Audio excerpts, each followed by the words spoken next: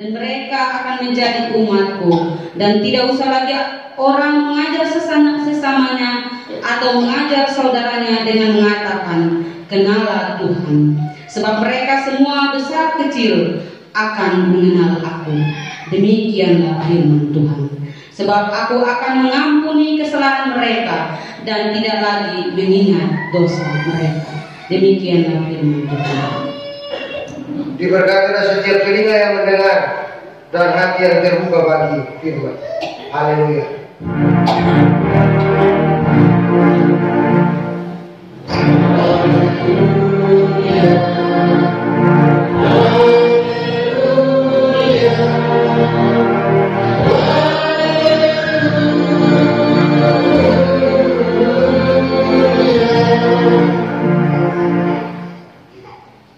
Shalom. Kita berjumpa lagi. Kita ada di bawah tema janji Allah bagi setiap keluarga. Jemaat Tuhan yang terkasih, bukan baru-baru lagi di akhir-akhir ini persoalan kekerasan dalam rumah tangga KDRT makin meningkat. Bahkan dalam beberapa waktu kemarin kita dikagetkan sebuah kasus besar di Kupang. Seorang pria yang notabene ayah membunuh istri selingkuhan, bahkan dan dagingnya sendiri, anaknya sendiri. Itulah yang terjadi di akhir-akhir ini.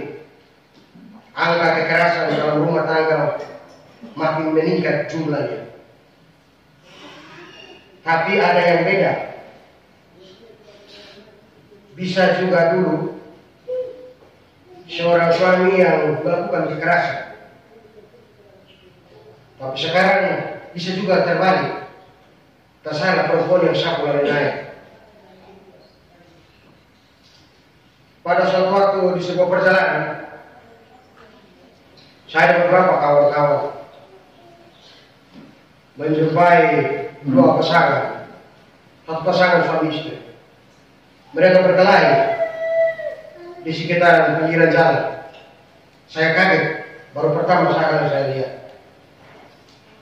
Pertama si pria mengangkat tangan dan memukul istrinya.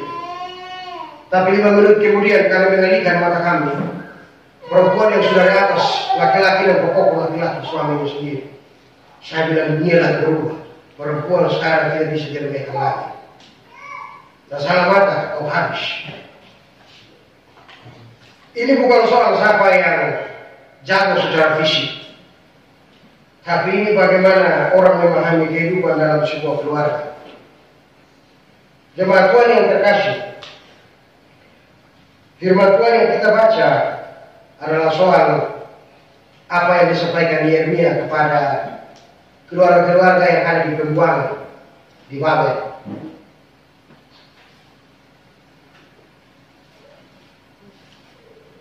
Dorang ada dalam masa pembuangan dan mungkin saja kehilangan asa atau kehilangan harapan.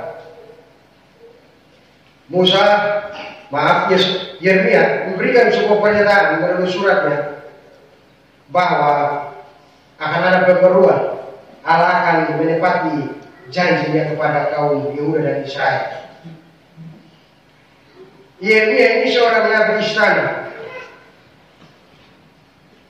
Nabi yang punya intervensi di sekitar istana. Jadi kalau raja mau ambil keputusan tertentu, Yeremia sebagai seorang nabi ikut mempengaruhi keputusan tersebut. Di zaman perjanjian lama, nabi itu punya intervensi terhadap sebuah pemerintahan. Saudara-saudara bisa lihat, yang memilih Saul menjadi raja pertama Israel itu Allah, tetapi Samuel yang dikukuhkan. Kemudian setelah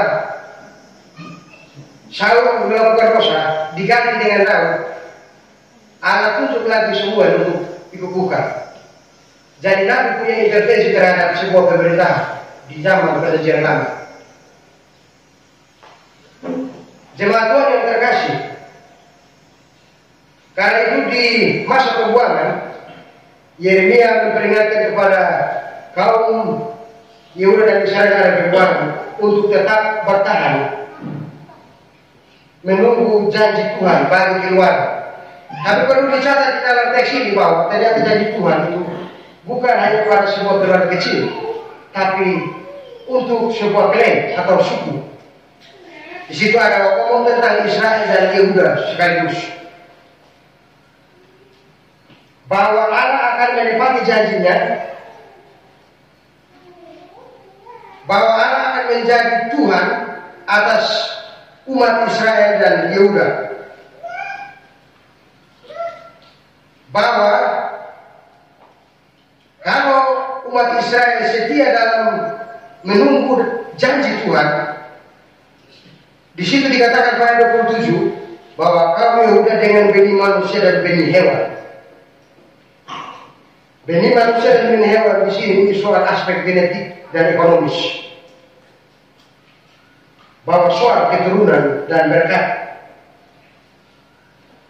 Karena itu jemaat Tuhan yang terkasih, setiap keluarga yang menggantungkan diri pada Tuhan bukan hanya dapat berkat saat dia menanam sesuatu di kebun dan menuainya dari sana, tapi ini juga soal regenerasi dari keluarga atau suku, keturunan. Berkat itu soal anak cucu, dan itu yang pertama-tama. Karena itu pada kesempatan ini mari kita belajar untuk selalu setia dengan Allah, bahwa ternyata di dalam keluarga itu tidak mungkin tidak ada kesulitan. Orang Israel dan Yehuda ada di jauh dari negeri mereka sendiri dan mereka mengalami sebuah kesulitan. Tapi kekuatan mereka untuk bertahan itu yang membuat mereka bisa pulang kembali ke tanah peribadatannya. Jadi, Bapak Mama dan saudara-saudara, siapa bilang tidak ada masalah dalam rumah tangga? Saya berbicara dengan para legend di hadapan saya. Senior. Saya masih junior karena belum berpengalaman apa-apa. Bisakah saya bertanya pada seorang bapak, betul di dalam rumah tangga ada masalah? Bisakah seseorang menjawab pada saya dengan tegas bahwa betul ada? Bisakah ada 1-2 kali baku marah dalam rumah tangga? Itu sesuatu yang normal. Yang tidak normalnya adalah bagaimana menyelesaikannya itu yang patut dipertanyakan. Jemaat Tuhan yang terkasih, seperti yang sudah saya katakan bahwa keluarga adalah unit terkecil, lembaga pertama yang dibentuk oleh Allah di kehidupan ini. Karena itu semua pembelajaran harus bersumber dari sana. Saya sering mendengar istilah ini ketika datang di Allah. Saya pukul dia karena itu berpengalaman ngomong. Seolah-olah manusia itu disamakan dengan sebuah properti barang. Alasan naikkan karena itu berpunggong dan berpunggong. Saya mau bilang sesuatu. Angka tertinggi di Belis kalau orang timur itu air susu. Saudara-saudara tidak bisa membayar air susu. Berapapun jumlahnya, berapapun angka gong-gongnya, tidak dapat menahan itu air susu. Karena itu gong-gong itu tidak dapat dengan sendiri menggantikan bahwa cepat datang di dia, tidak bisa. Beda ada kalau di orang timur yang lain masih ada bisa ditolerir. Tapi air susu itu paling pertama. Paman itu urusan kedua ketiga. Tapi air susu itu bagi kami orang timur itu mahal. Karena berapapun jumlah sapi, berapa ekor yang kami kasih, tidak bisa bayar sepenuhnya itu air susu itu. Jadi Kalau mau bilang pukul istri dengan alasan itu bohong, lihat kembali mama dari saudara. Kalau mama dari saudara itu dibeli dengan gampang, silakan pukul istri saudara. Kita bicara soal ini karena adat harus menunjang kemanusiaan manusia. Adat itu harus menjunjung martabat kemanusiaan. Kita duduk baku omong itu karena soal martabat. Tapi kenapa setelah baku omong naik tanya, itu penurunan martabat. Saya tidak sependapat dengan alasan ngomong dan kaki tangan naik di perempuan, di istri. Saya tidak sependapat. Gong-gong itu simbol penghargaan dari seorang pria, seorang lelaki ke wanita, si keluarga wanita. Itu penghargaan. Karena itu, tindakan kita juga harus sejalan dengan apa yang kita bayar. Jemaat Tuhan yang terkasih, akhir-akhir ini memang banyak hal yang terjadi di kehidupan sekitar keluarga. Kekerasan dalam rumah tangga semakin menjadi-jadi dengan alasan-alasan tertentu, ketidakkesetiaan dan lain sebagainya.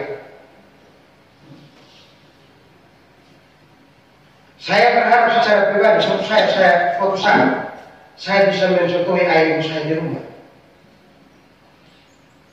Sepanjang saya jadi seorang anak, baru pertama satu kali saya melihat mereka bertengkar, itu di depan tubuh. Setelah itu saya tidak melihat mereka bertengkar. Menurut saya, keterbatasan semua hal lain, ekonomi, beras tidak ada, jadi tidak ada soal kedua. Tapi kalau kita tertawa dalam rumah yang bahagia, semua aku, beras dengan sendirinya akan datang. Saya percaya pada itu. Dan saya mengimani itu. Jadi jangan karena faktor beras kurang, jagung kurang, kopi gula kurang, kita baku ambil baku pupuk. Martabat kita lebih dari sekedar kopi dan gula, beras. Itu hal yang menunjang kita penuh kelangsungan hidup. Jemaat Tuhan yang terkasih, Yeremia memperingatkan kepada setiap keluarga yang ada di keuangan untuk terus hidup bergantung kepada Allah. Bahwa meskipun ada di pembuangan, tapi ketergantungan terhadap Allah harus diprioritaskan. Menjadikan Tuhan sebagai sumber kehidupan itu harus menjadi fondasi landasan utama di kehidupan kita dalam rumah tangga. Jemaat Tuhan yang terkasih, karena itu kalau mau keturunan baik dari segi regenerasi baik, belajarlah untuk bergantung kepada Allah. Manusia adalah manusia kalau ia sadar betul ia bergantung pada Allah. Satu, manusia adalah manusia kalau ia sadar bahwa ia tidak dapat hidup pada dirinya sendiri, ia membutuhkan orang lain. Itu dua. Itu kalau manusia. Jadi tetangga, istri, anak, siapapun dalam rumah, perbaikilah hubungan secara harmonis supaya lebih baik dari kemarin. Berikanlah waktu yang cukup untuk orang-orang terdekat kita. Pada suatu waktu, seorang ayah berpenghasilan tinggi setiap bulan. Karena rutinitas kerjanya padat, jam kerjanya padat, setiap pagi dia keluar dan pulang malam. Suatu hari si anak bertanya pada ayahnya, Bapak satu bulan digaji berapa banyak? Lalu sang ayah bilang, 1 bulan 10 juta. Dia bilang, kalau 1 jam berapa Bapak? 1 jam 10.000. Oke, makasih Pak. Beberapa waktu kemudian, si anak ini mengumpulkan uang. Dan di suatu waktu ketika si ayah mau pergi ke kantor, si anak bilang, Bapak, bagaimana kalau beta punya uang 10.000, beta bayar Bapak pun waktu 1 jam kerja, kasih beta bermain dengan beta. Dia membayar uang 10.000, dia membayar bapak pun jam kerja. Bapak bermain dengan beta, ini hari berbayar bapak 10.000. Karena beta hanya bapak bilang bapak pun jam kerja 1 hari, 1 jam itu 10.000. Ini beta bayar bapak. Bermain dengan beta, lihat beta berarti kan beta tahu, dia bayar 10.000. Kadang-kadang orang tua berpikir dia cari penghasilan tinggi-tinggi, banyak. Dan dia tidak meluangkan sedikit waktu, dia pikir itu baik. Harus ada keseimbangan antara mencari nafkah dengan waktu untuk orang-orang terdekat. Lebih lagi anak. Ada banyak kasus broken home keluarga yang berantakan, yang anaknya jadi korban. Orang tua yang buat, anak yang kena. Karena itu pagi di malam baru pulang. Pulang capek tidur. Ini anak tahu sapu-sapu anak. Tapi dia mengaku saya itu anak perempuan. Penerus marah. Tapi kasih waktu 10 menit, 12 menit bermain, dia setengah mati. Tapi dia pun cerita dia tak seruntuh di langit. Jemaat Tuhan yang terkasih. Karena itu di momen bulan keluarga ini, kita belajar supaya mencintai orang-orang terdekat kita. Memberikan mereka waktu, perhatian, kasih sayang, dan lain-lain. Janji kita di hadapan Tuhan dan jemaat itu janji yang harus ditepati seumur hidup. Saya ketika beberapa waktu yang lalu banyak, mungkin ada beberapa nona bilang, cepat kita baru nikah. Saya selalu bilang itu pernyataan yang mengikat kita pembatal tenggorokan dan ujung rambut sampai ujung kaki seumur hidup. Satu pernyataan tapi berlaku seumur hidup. Jadi persiapkan diri secara baik. Bukan hanya datang kau uhe di depan. Ini supaya apa Bapak? Kalau kita mau Tuhan menepati janjinya terhadap kita pun keluarga, kita juga harus bisa mempertanggungjawabkan janji itu di hadapan Tuhan dan kita istri anak di depan jemaat. Kalau kita sudah dia akan saya dampingi sakit dan sehat, maka seumur hidup sakit dan sehat kita sama-sama dengan dia. Dengan masakan yang itu kita makan di rumah, jangan selalu memilih jajan di luar, tidak baik. Jajan di luar perlu ditersihkan secara luas. Bagaimanapun makanan di rumah itu makanan paling nikmat. Jadi jangan selalu membiasakan jajan di luar. Masakan istri, masakan seorang ibu itu enak. Meskipun kadang-kadang saya marah-marah sama mama saya. Kalau seringkali masak saya tumis, tidak pakai masako, tidak pakai cuci. Kita makan, anggap makan saya kosong saya dengan tawa begitu. Saya marah. Tapi itu membiasakan kami juga.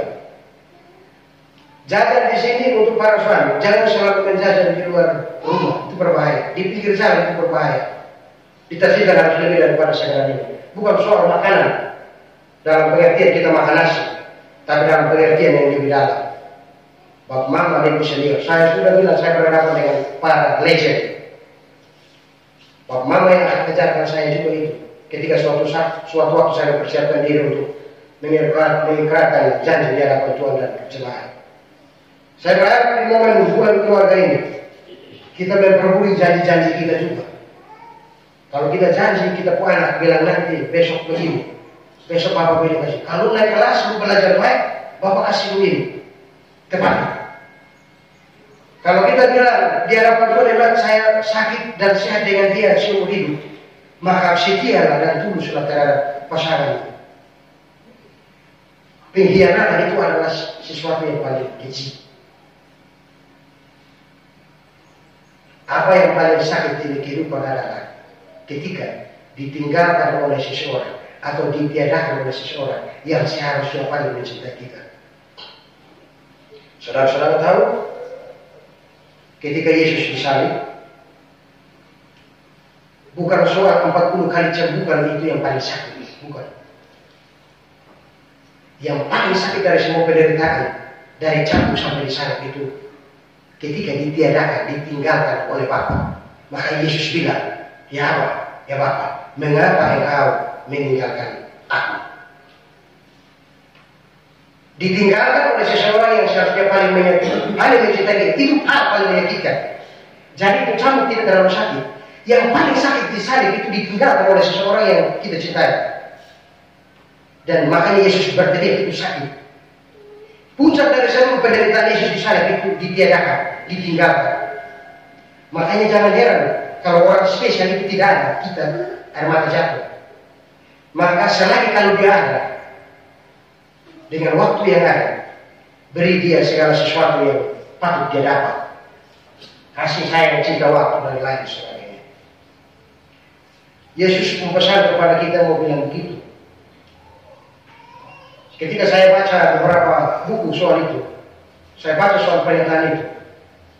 Penderitaan yang paling menyakitkan adalah ketika ditinggalkan oleh seseorang yang seharusnya paling mencintai kita. Dan itu yang Yesus alami ketika dia harusnya butuh orang topang dia, kasih kuat dia. Saat itu tiba-tiba langit gelap, maka Yesus berteriak, Bapa, kenapa kau setengah beta? Harusnya pada saat beta di puncak seorang diri digantung begini, Bapa ada yang beta. Jadi jangan pernah meninggalkan orang-orang yang ada di sekitar kita, menyediakan mereka. Jangan mengabaikan mereka. Marilah supaya dengan waktu yang kita punya di kehidupan sebagai suami, istri, dan anak, kita saling mengasihi dan mencintai, mendukung dan menolong. Bahkan kalau yang tetangga, hiduplah berdampingan. Yang paling dekat dengan kita punya rumah itu tetangga. Tapi sering musuh pertama di kita punya rumah itu tetangga juga. Padahal kalau beras tidak ada, jagung tidak ada, vicin masako tidak ada, tetangga yang kita minta. Tapi itu musuh pertama kita juga. Itu heran.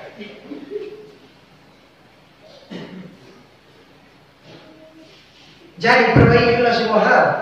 Karena bagi saya, ketika kesulitan dan kehampaan hidup itu datang, orang yang jauh kita pun kakarikan oleh rumah jauh dan kita itu ketiga, dong 1 jam kemudian baru datang. Yang akan sampai duluan di dalam kita punya kamar saat kita menangis, tetangga. Kenapa kita ciptakan permusuhan di antara tetangga? Sedangkan mereka yang paling dekat dengan kita. Kalau mereka tidak pernah berkontribusi, ada saling membawa sesama, terus tolong. Tapi kalau tiap hari kita baku lihat, baku ganggu, anak dong bermain sama-sama, kenapa ini masalah? Ciptakan permusuhan. Kenapa hidup ini harus ada permusuhan? Kenapa tidak baku ketawa sama-sama? Saya lebih senang baku ketawa sama-sama. Itu lebih buat kita lebih nyaman. Jadi waktu yang ada berbagi cinta kasih dengan orang-orang di sekitar kita. Jadi Tuhan soal kita juga adalah bagaimana kita bisa bertanggung jawab dengan semua konsekuensi yang kita sudah pilih. Setiap pilihan punya konsekuensi. Ketika Bapak memutuskan ambil dia sebagai istri, itu punya konsekuensi. Tidak ada pilihan yang tidak punya konsekuensi.